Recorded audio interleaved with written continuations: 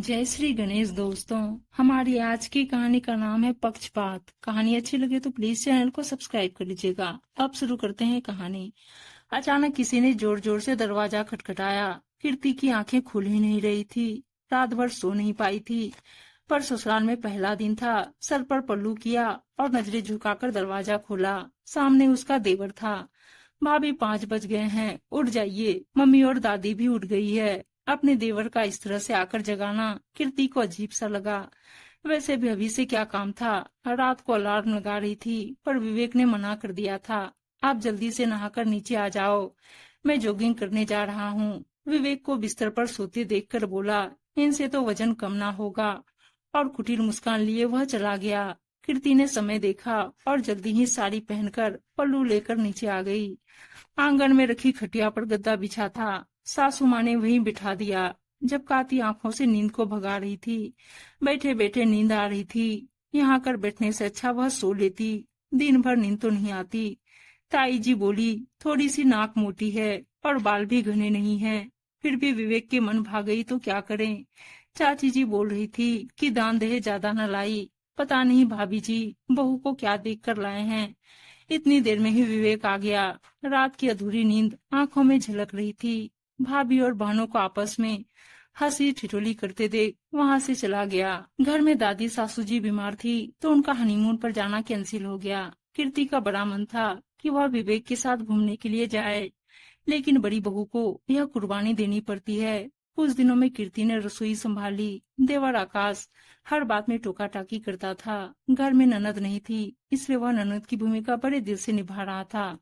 कीर्ति के खाने में गलतियां निकालता था। कीर्ति जरा सा आराम कर लेती तो अपनी माँ के कान भर देता। कुछ दिनों बाद विवेक का जन्मदिन आ रहा था। कीर्ति विवेक को उपहार देना चाहती थी। उसने आकाश से बाजार ले जाने को कहा। आकाश बाजार ले गया। वहाँ जैसे ही कीर्ति ने विवेक के लिए एक कुर्ता पजामा लिया तो आकाश ने टोक दिया, भाभी आप अपनी ही मनमर्जी से शॉपिंग कर रहे हो। आपने मम्मी और पापा से पूछा कि नहीं। भैया के लिए उपहार ले रही हो, वह भी इतना महंगा।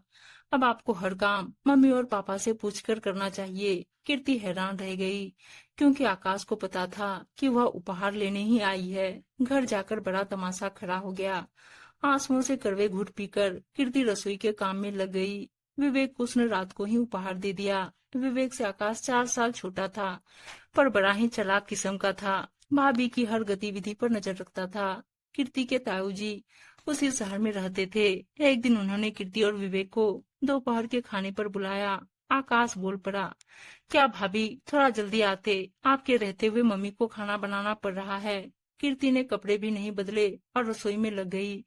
सासू माँ भी नाराज ही लग रही थी। पता नहीं मायके गई हुई बहू से यह ससुराल वाले नाराज क्यों रहते हैं।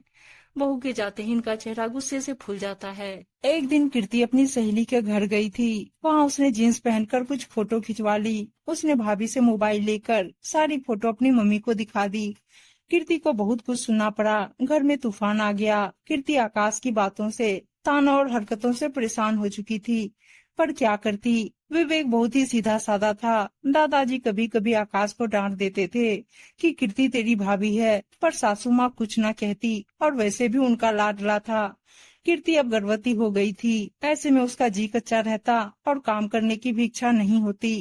पर आकाश की यही कोशिश रहती कि भाभी ही काम करे, मम्मी रसोई में पैर भी ना रखे। 9वें महीने कीर्ति ने प्यारी सी बेटी को जन्म दिया। अब तो अपनी बेटी में व्यस्त रहने लगी, पर अपने देवर आकाश में जरा भी सुधार ना देखकर कीर्ति भी दुखी रहने लगी थी। अपनी माँ को यह बातें बताकर वह परेशान नहीं करना चाहती थी। एक दिन कीर्ति की 6 महीने की बच्ची बाहर खेल रही थी और कीर्ति रसोई में खाना बना रही थी। अचानक से रोने की आवाज आई। कीर्ति उसे दूध पिलाने के लिए बाहर आई तो आकाश ने झट से गुड़िया को गोदी में उठा लिया। भाभी गुड़िया का बहाना नहीं चलेगा, आप खाना बनाइए। बच्चे तो रोते ही रहते हैं, आप तो गुड़िया को लेकर आराम फरमाएंगे और मम्मी को खाना बनाना पड़ेगा। कीर्ति कुछ बोल न पाई। उसकी बेटी रोती रही। आकाश ने गोद में उठा ली। दूध पिलाने के लिए अपनी भाभी को नहीं दी। कीर्ति ने जल्दी से रसोई का काम निपटाकर दूध के लिए तड़पती अपनी बच्ची को सीने से लगा लिया। उसने विवेक से भी शिकायत की, पर विवेक सीधे थे और आकाश हर मामले में विवेक से तेज ही पड़ता था। दुकान का काम दिन भर विवेक संभालता था। उसे तो घर के कामों में दखल देने से ही फुर्सत नहीं मिलती थी। अब आकाश के लिए भी लड़की देखी जाने लगी। सुबह शादी करके घर आ गई। सुबह जैसी सुंदर पत्नी पाकर बहुत खुश था। पूरी शादी में गुड़िया किसी की गोदी में नहीं आई। कीर्ति ने शादी का काम निपटाया और बच्ची को भी संभाला। शादी के दूसरे दिन 7 बज गए, पर सुबह कमरे से निकलकर बाहर नहीं आई। तो कीर्ति ने जोर से दरवाजा खटखटाया तो आकाश बाहर निकला। भाभी, यह क्या तरीका है? सुबह सो रही है, उसे शादी की थकान आ रही है, आप उसकी नींद खराब कर दोगे। पहले 2 कप चाय भिजवा दीजिए, उठ जाएगी। वैसे भी क्या जल्दी है, कुछ काम तो है नहीं, सुबह को थोड़ी देर और सोने दो। आकाश की बात सुनकर कीर्ति अवाक रह गई। घर की बहू तो 5 बजे उठती है, पर सुबह तो अभी तक सो रही है। सासू माँ भी बोली, नई नवेली है, सोने दे। कीर्ति चुप हो गई। सुबह के मायके से तो बहुत दहेज आया है। सभी रिश्तेदार तारीफ कर रहे थे, साड़ियाँ भी सबको अच्छी दी है। कीर्ति सबकी बातें सुनकर खामोश थी। दादा ससुर जी बिस्तर में थे, उनकी हालत बहुत खराब चल रही थी। सुबह और आकाश रुकना नहीं चाहते थे। मम्मी, सारी बुकिंग हो चुकी है, पैसे बर्बाद हो जाएंगे, हम दोनों हनीमून पर जाते हैं, कुछ होगा तो आप सब बड़े तो घर में हैं। आकाश यह कहकर निकल गया। 4 दिन बाद ही दादाजी की मौत हो गई, पर वह दोनों अपना पूरा हनीमून मनाकर ही आए। आते ही किसी ने उन्हें कुछ नहीं कहा। आकाश ने अपने मोबाइल पर मम्मी को सुबह की जीन्स में फोटो दिखाए, जिसे देखकर सास बहुत खुश हुई। उन्होंने बहू के जीन्स पहनने पर जरा भी तमाशा नहीं किया। सुबह रसोई के कामों को कम करती थी। वह इसे बचने के लिए तरीके ढूंढती, कभी अपने मायके तो कभी किसी रिश्तेदार के यहाँ चली जाती, तो कभी बाहर आकाश के साथ घूमने निकल जाती। कीर्ति ने सास से कहा तो वह भी सुबह का पक्ष लेकर बोली, तू है ना, रसोई संभाल लेती है, उसके घूमने फिरने के दिन है, उसे अपनी जिंदगी जीने दे। और एक दिन सुबह बाजार से लौटी, उसने एक से एक खूबसूरत महंगी ड्रेस दिखाए। कल आकाश का जन्मदिन है, उपहार में दूंगी। कीर्ति ने कहा, सुबह तुमने मम्मी जी से आज्ञा ली, इतनी महंगी ड्रेस ले रही हो। तभी सासू माँ अंदर आ जाती है। सुबह समझदार है, इसे शॉपिंग करने के लिए आज्ञा लेने की क्या जरूरत है। कीर्ति के पैर तले जमीन खिसक गई। वह अपने देवर आकाश और सासू माँ का पक्षपात रोज देख रही थी। अब पानी सर तक आ गया था। एक दिन शाम को आकाश कहता है, भाभी, हम दोनों शाम को घूमने जा रहे हैं, मम्मी से पूछ लिया है, आप खाना बनाकर रख लेना, हम भी आकर घर का खाना ही खाएंगे। कीर्ति का गुस्सा फूट पड़ता है, देवर जी, आपकी पत्नी भी इस घर की बहू है, इसकी भी कुछ जिम्मेदारियां हैं। अब इसकी बारी है। आपकी पत्नी को सोने की, घूमने की, शॉपिंग करने की, कुछ भी पहनने की आजादी है। वो कुछ भी कर सकती है। जिन चीजों के लिए आप मुझे टोका करते थे, बड़ा ज्ञान देते थे, बहू का यह फर्ज होता है, यह जिम्मेदारी होती है, तो वही ज्ञान अपनी पत्नी को क्यों नहीं देते हो? उसे भी बहू बनकर इस घर के प्रति अपने सभी फर्ज निभाने चाहिए। यह घर अकेले मेरी जिम्मेदारी तो नहीं है। मेरी बिटिया रो रही है और उसे मेरी जरूरत है। मम्मी जी, आप और आपकी लाडली बहू यह रसोई संभाले, मैं अकेली यह रसोई नहीं संभालूंगी। 3 सालों से यह सब सह रही हूँ, कभी जुबान नहीं खोली। सुबह भी इस घर की बहू है, पर उसे सब तरह का आराम है, तो फिर मैं अकेली ही सहूँ।